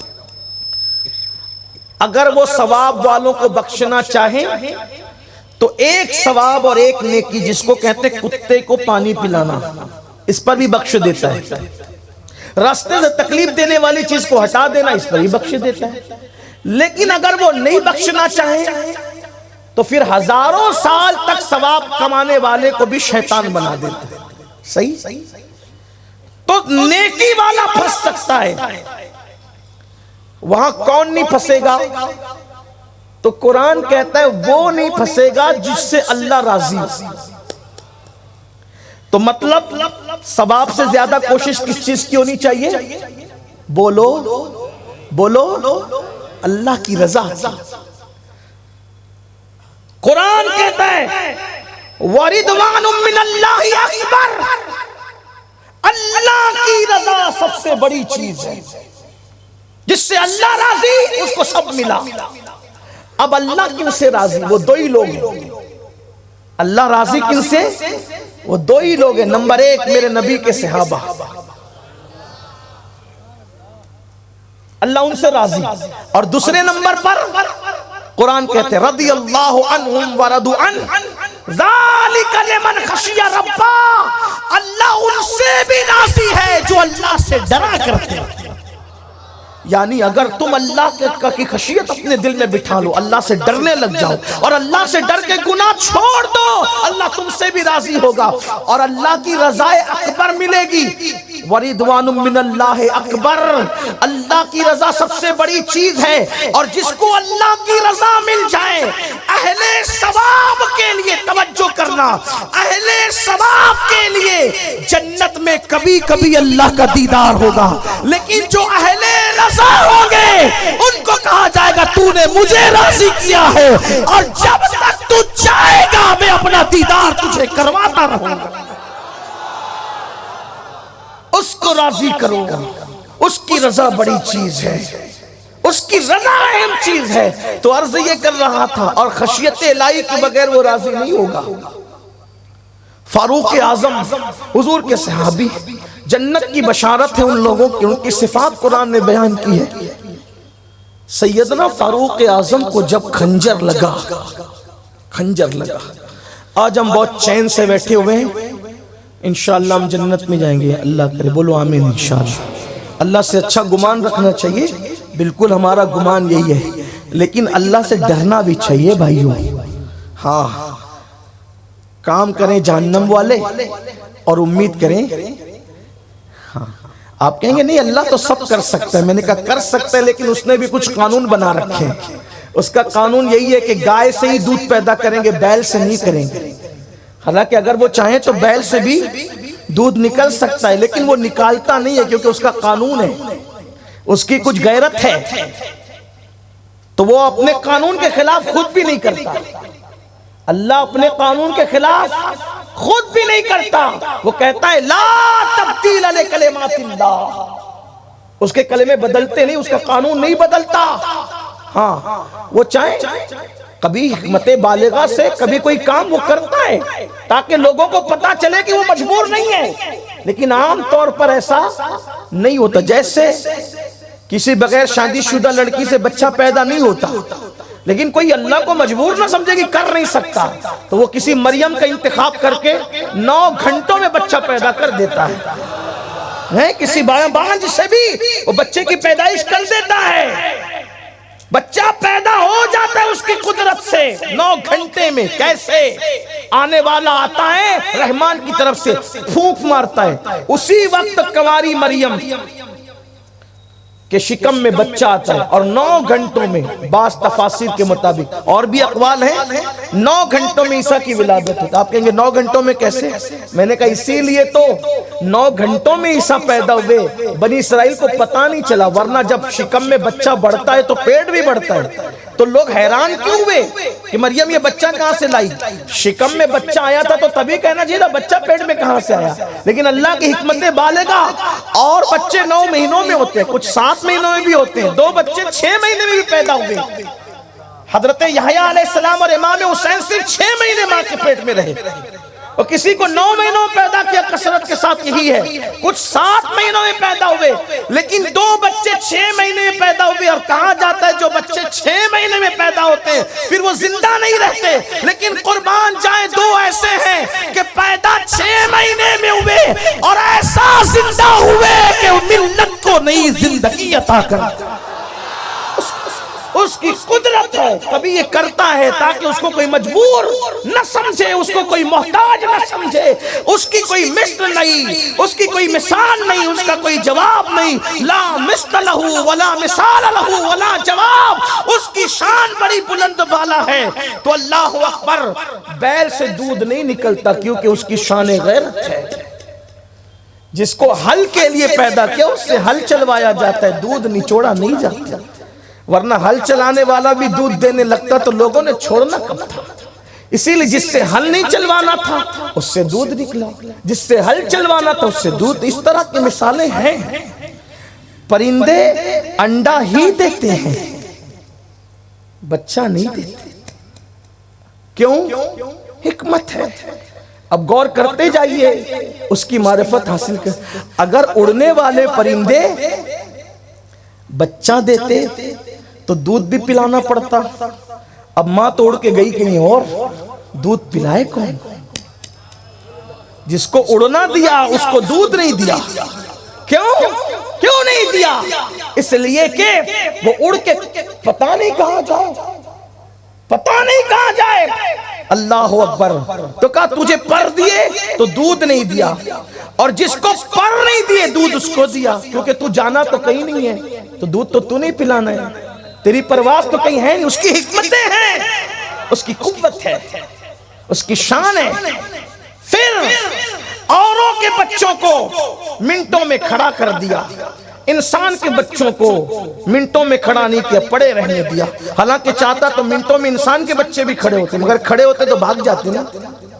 جوانوں کے بھاگ نہیں رہے ہو تو پیدا ہو کے بھاگ جاتے، تو بولنا کون سکھاتا، کردار کون سکھاتا، خاندانی ریت رواج کون سکھاتا، دادا دادی کا ادب کون سکھاتا، اپنی زبان کون سکھاتا؟ وہ کہا پڑھا رہے، دیکھتے رہے، سیکھتا رہے۔ حکمت ہے۔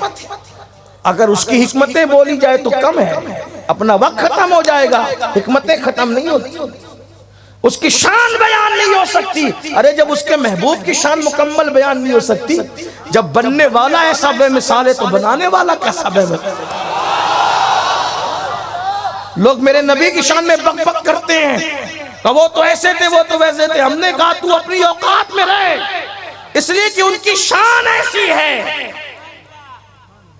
تتلیوں سے پوچھ باغپن کس کی وجہ سے ہے، تو تتلیاں کہے گی آمینہ کے لال کی وجہ۔ مجوسیوں کے بت کدے میں جو آگ جل رہی ہے اس سے پوچھ کس کے عشق میں جل رہی ہے۔ اگر پوچھ سکتے ہیں تو پوچھ۔ یہ بت خانوں میں جو ہیبت زدہ پڑے ہیں، کس کے حسن کے اندر ہیبت زدہ ہے؟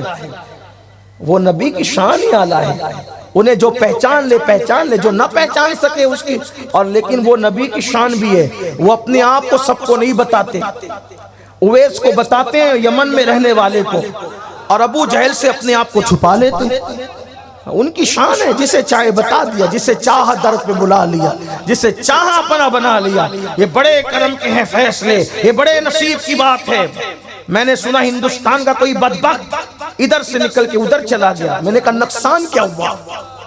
جب نصاب پورا ہوتا ہے تو مال کا میل نکال دیا جاتا ہے، جب نصاب پورا ہوتا ہے تو مال کا میل نکال دیا جاتا ہے۔ میل نکالنے پہ افسوس نہیں ہوتا، مسلمان بھی 1.5 ارب ہے تو کچھ تو میل نکالا جائے گا، کچھ تو میل نکالا جائے گا۔ کہا میں نہیں مانتا محمد عربی کو، کہا تیرے ماننے سے کیا ہوتا ہے؟ ان کا خدا ان کو کہتا ہے محمد رسول اللہ۔ جس کو خدا کہے محمد الرسول اللہ، محمد اللہ کے رسول ہے، تیرے کہنے نہیں کہنے سے کیا ہوتا ہے؟ ان کی رسالت کا اعلان ان کا خدا کرتا ہے، درخت ان کی نبوت اور رسالت کا اعلان کرے۔ شجر و حجر مسلمانوں کو کہتا ہوں غمگین ہونے کی ضرورت نہیں ہے، یہ تو تھے ہی نہیں پہلے سے اندر، یہ تو تھے ہی باہر، لیکن قدرت نے نقاب الٹ دیا. جیسے شیطان فرشتوں میں نہ تھا، فرشتوں کا چولا پہن کے گھسا ہوا تھا، ہے نا؟ تو اللہ نے کیا کیا؟ آدم کو بنائیں گے، سجدہ کروائیں گے، تیرا چولا اتار کر کے پھینکیں گے. اللہ ڈائریکٹ بھی تو کر سکتا تھا، ڈائریکٹ کرتا تو اس کے فرقے والے، شیطان کے فرقے والے کہتے دیکھو اللہ نے ظلم کیا، اللہ پر بھی تو کوئی بہتان رکھتا ہے. اللہ نے کہا میں اپنے اوپر یہ ظلم کی بات نہیں رکھوں گا کیونکہ میں ظالم ہوں نہیں. پوری دنیا کو بے نقاب، پوری دنیا کے سامنے تجھے ننگا کروں گا، بے نقاب کروں گا، تاکہ دنیا تجھے خود ہی جانے کہ تو اپنے کرتوت سے شیطان ہوا. نقاب تو ہم اٹھائیں گے لیکن آدم کو ذریعہ بنائیں گے. توجہ ہے آپ کی؟ ہاں، اس کو فرشتوں کی صف سے نکالنے کے لیے آدم کو ذریعہ بنایا، اور یہ جناب نکلے تھے قرآن کی آیتوں کو باہر نکالنے. اللہ نے کہا تجھے نکالیں گے، تو پہلے ہی باہر ہوا تھا، لیکن تجھے بے نقاب کیسے کریں گے کہ تو اندر گھسا ہوا تھا، تجھے باہر نکلوائیں گے. تجھے کسی سے وصیت، تو کسی کو وصیت کرے گا، یہ جملے نکلوائیں گے کہ ہمیں دفن نہیں کرنا، ہمیں ایسا کرنا، تاکہ لوگ جان جائے تیری اوقات کیا ہے.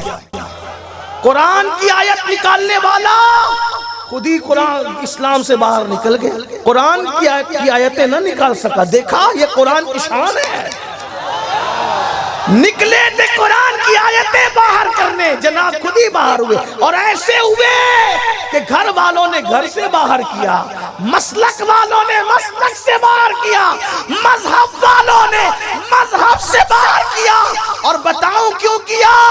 قرآن کی آیت پر حملہ کرنے سے پہلے اس نے میرے نبی کے یار غار صدیق اکبر پہ حملہ کیا تھا. تو نبی نے بتا دیا جو میرے یاروں کا نہیں ہوتا میں اس کو بھی اپنے مذہب میں نہیں رکھتا. جو تیرے در سے یار پھرتے ہیں، در بدر یوں ہی خواہ پھرتے ہیں. لوگوں عبرت حاصل کرو، نبی کے یاروں سے غداری مت کرنا.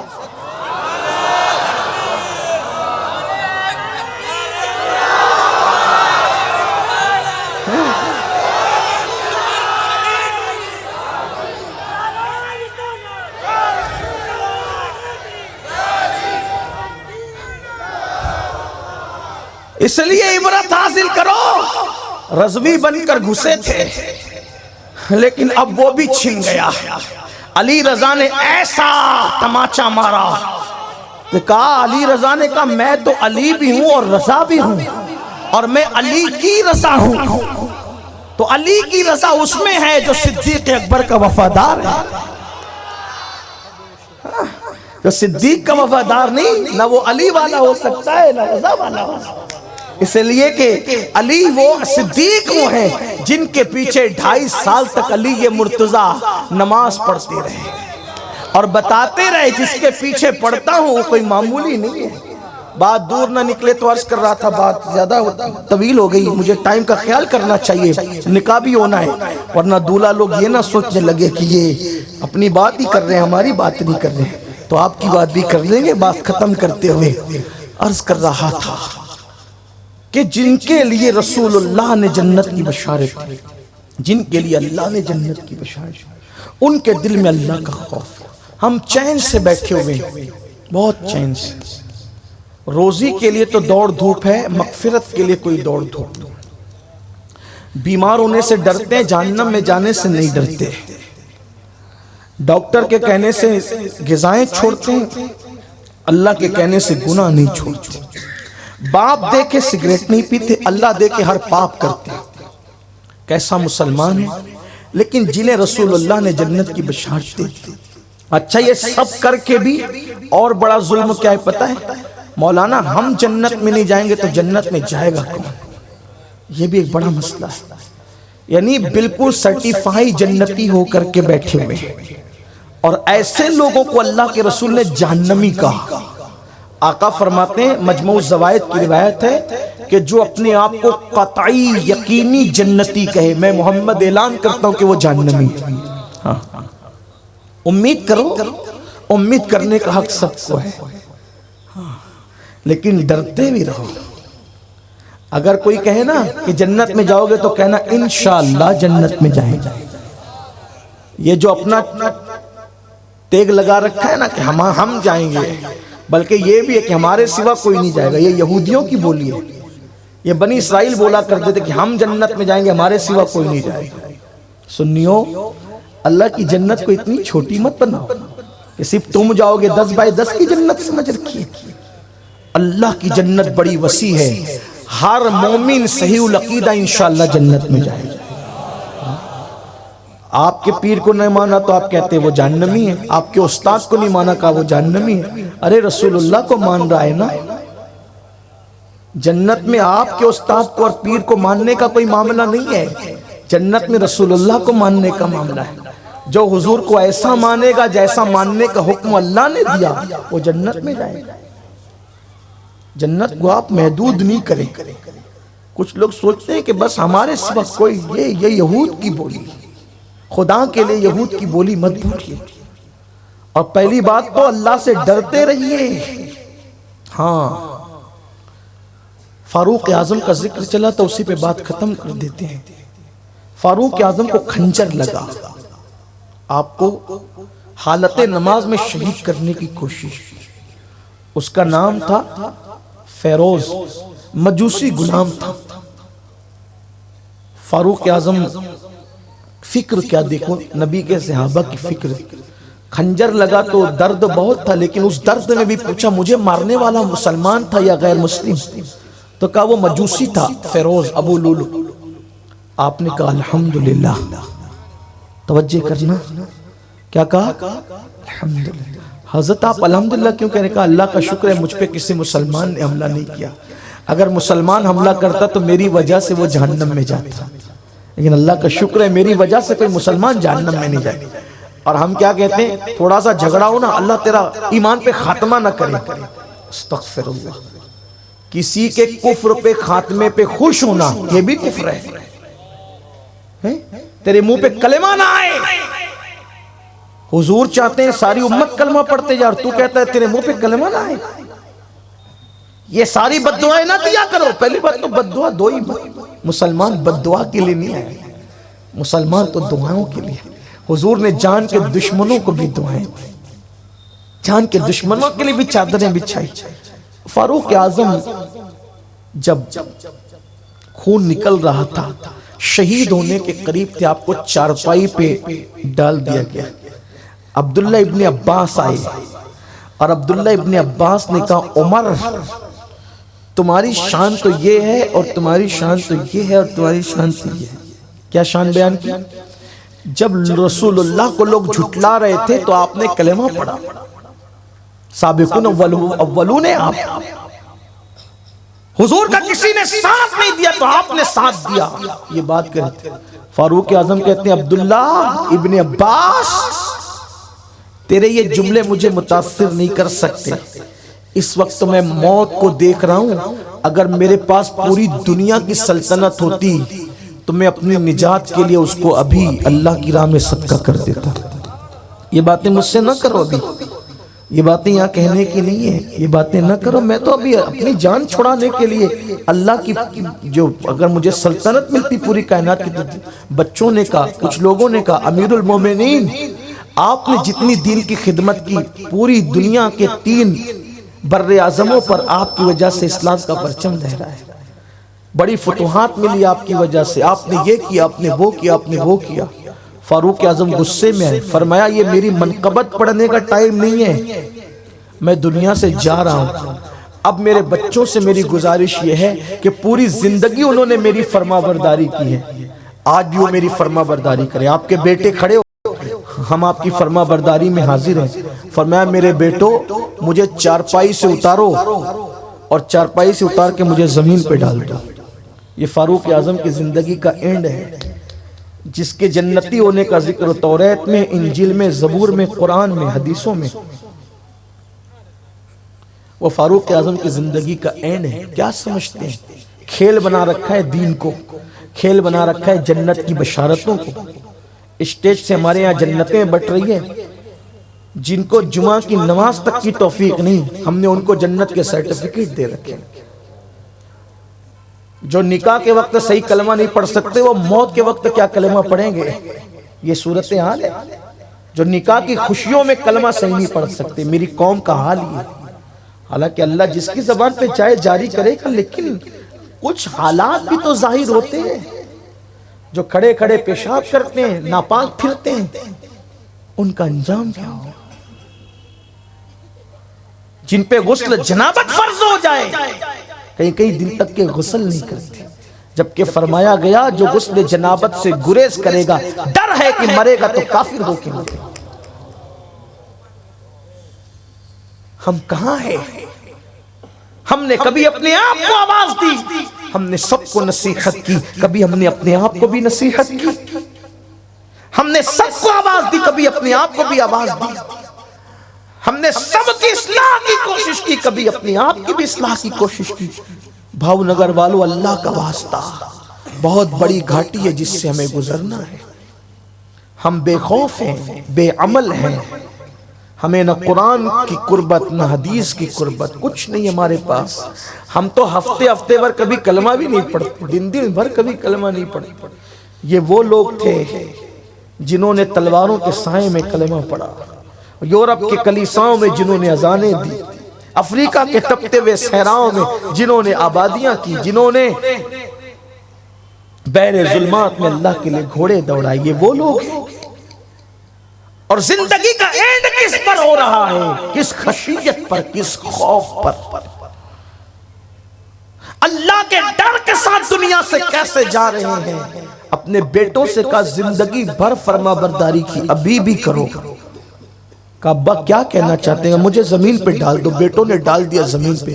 اور فاروق اعظم اپنا یہ چہرہ کا حصہ زمین پہ رگڑ کر رو رہے تھے اور کہتے تھے عمر کو معاف کرتے، عمر کی مغفرت کرتے. کبھی یہ رخسار زمین پہ ملتے. زندگی کا اختتام. جس نے اتنا رویا کہ جس کے رونے کو قرآن اور صاحب قرآن نے بیان کیا، جس کے چہرے پر آنسوؤں کے نشان تھے اللہ کی خشیت کی وجہ سے، جو اپنے بستر پہ آتا تو بستر پہ جانے سے پہلے اپنے پیروں پہ کوڑا مار کے کہتا عمر بتا آج تو نے اللہ کی کتنی فرما برداری کی. جس نے اللہ کے لیے کسی کی پرواہ نہیں کی، جس نے ہمیشہ حق بات کی، جس کے حلال اور جس کی احتیاط کا عالم یہ تھا کہ 3 بر اعظموں پر اکیلے حکومت کرنے والے عمر ابن خطاب ایک مرتبہ نماز پڑھانے کے لیے، جمعہ کی نماز کے لیے لیٹ ہو گئے. تو ایک مسلمان جوان نے کہا عمر اب ہم تمہارا انتظار کرتے رہیں گے مسجد میں، تم اس طرح لیٹ آؤ گے؟ فاروق اعظم نے اپنی گردن جھکا کر کہا میرے بیٹے شاید تجھے یاد نہیں ہے کہ عمر کے پاس یہ ایک ہی جبہ ہے، اس کے سوا کوئی دوسرا جبہ میرے پاس نہیں ہے. جب میں فجر کی نماز پڑھ کے جمعہ کے دن گھر جاتا ہوں تو اس کو دھو کر کے سوکھنے کے لیے ڈال دیتا ہوں. آج مدینے میں بدلی تھی، بادل تھے تو سورج نہیں نکلا. جبہ سکھنے میں دیر ہوئی تو عمر کے آنے میں بھی دیر ہوئی. پوری مسجدیں پوری مسجد کے نمازی پھوٹ کے رونے لگے. یہ مسلمانوں کا امیر ہے جو ہزاروں ہزار روپے مہینے لوگوں کو وظیفہ بانٹتا ہے اور ایک جبے پر اپنی زندگی گزارتا ہے. ایک دن لوگوں نے دیکھا فاروق اعظم کی آستین سے دھاگے لٹکے گر رہے تھے. کہا امیر المومنین یہ کیا ہے؟ کہا میں نے اپنے نبی کو بھی اسی حالت میں دیکھا، اس لیے میں بھی اسی حالت میں اپنی زندگی کو گزارتا ہوں. اس محتاج زندگی میں زندگی گزارنے والا عمر، جس نے کبھی بیت المال کی خوشبو بھی نہیں سونگھا، جس نے اپنی پوری زندگی کبھی اچھی غذا نہیں کھائی. جب ان کو اچھی غذا کھانے کے لیے کہا گیا تو لوگوں سے کہا پہلے یہ ثابت کر دو کہ رسول اللہ کے دسترخوان پر 2 کھانے ایک ساتھ جمع ہوئے تھے تو عمر بھی اچھا کھانے لگے گا. جس نبی نے سوکھی روٹیاں پانی میں ڈبو کر کھائی، جس نبی کو سالن میسر نہیں آتا تھا تو سرکے میں روٹی ڈبا کر کے کھاتے تھے، جو 3 اور کبھی 2 کبھی 1 پتھر اپنے پیٹ پہ باندھتے تھے، بھوک کی وجہ سے اپنے پیٹ پر میرا نبی اپنا ہاتھ پھیرتا جاتا تھا۔ اللہ اکبر۔ آج اس کے جانشین عمر کو کہتے ہو کہ اچھا کھانے لگ، حالانکہ اچھا کھانا نہ ناجائز ہے نہ حرام ہے، جائز ہے، کھا سکتے، اچھا کھانا کھا سکتے، کوئی منع نہیں ہے، لیکن جس نے سنت رسول کا اتنا خیال کیا، اس عمر کی زندگی کے آخری خوبصورت لمحات یہ ہیں کہ چہرہ زمین پہ رگڑ کر ایک رخسار کہتے اللہ عمر کو معاف کر دے، عمر کی مغفرت کر دے۔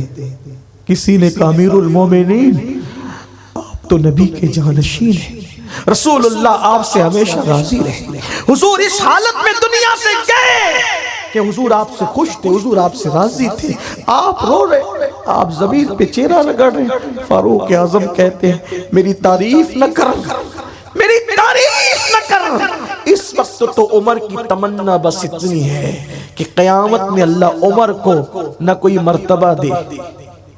تمنا دیکھو، تمنا دیکھو، جرائم اور پاپ کر کے جنت کے دعوے کرنے والے تمنا دیکھو۔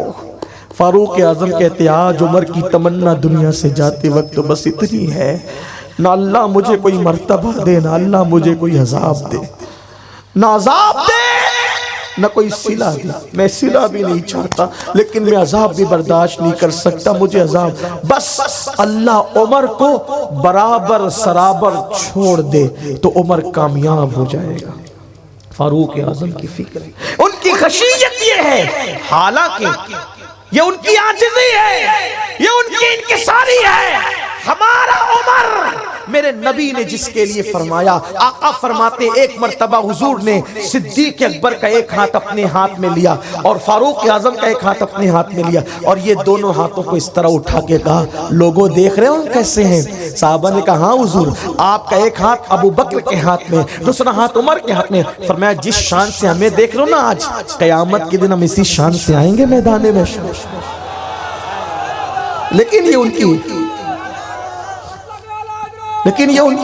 ان کی عاجزی تھی، یہ اللہ کی بارگاہ میں خوف تھا۔ مسلمانوں بہت ڈینگے نہ مارو، بڑی باتیں نہ کرو، گناہوں سے بچتے بھی رہو، اللہ سے ڈرتے بھی رہو، نیکیاں کرتے بھی رہو، اللہ سے ڈرتے بھی رہو۔ میرا اللہ فرماتا ہے اے ایمان والو اللہ سے ایسے ڈرو جیسے ڈرنے کا حق ہے۔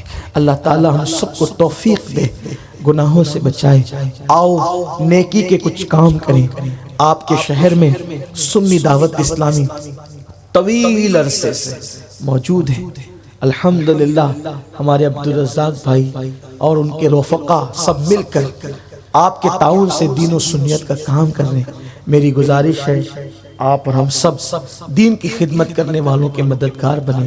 ہفتہ وار اجتماع میں جو گاچی واڑ مسجد میں ہر سنیچر کو ہوتا ہے اس میں شریک ہوں، دین کی باتیں سیکھیں۔ قرآن کہتا ہے وَذَكِّرْ فَإِنَّ الذِّكْرَ تَنْفَعُ الْمُؤْمِنِينَ کہ مومنوں کو نصیحت کرو، نصیحت ان کو فائدہ دیتی ہے۔ بہت دیر سے، بہت طویل عرصے سے سنی دعوت اسلامی یہاں کام کر رہی ہے۔ سنی دعوت اسلامی نے آپ کو جامعہ دیا، اب اسکول کی تعمیر ہے، مکاتب چل رہے ہیں، مدارس چل رہے ہیں اسلامیات کی شکل میں۔ آپ تحریک سنی دعوت اسلامی کو جو ہے وہ مدد کریں، ان کے لیے دعا کریں، ان کے دست و بازو بنیں، انشاءاللہ اس کی برکتیں آپ کو دنیا اور آخرت میں ملے گی۔ اللہ ہم سب کے حال پہ رحم فرمائے۔ گفتگو کے درمیان کوئی غلطی ہو تو اللہ معاف فرمائے۔ میں دعا کرتا ہوں اللہ میرے ان ٹوٹے پھوٹے جملوں کو قبول فرما لے اور اللہ میری بھی بخشش فرما دے اور آپ کی بھی بخشش فرما دے۔ اللہ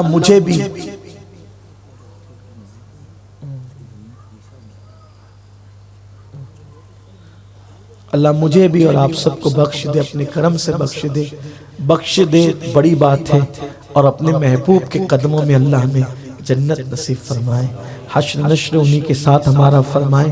اللہ تعالیٰ نسبتوں کو قائم رکھے، مایوسیوں سے محفوظ رکھے۔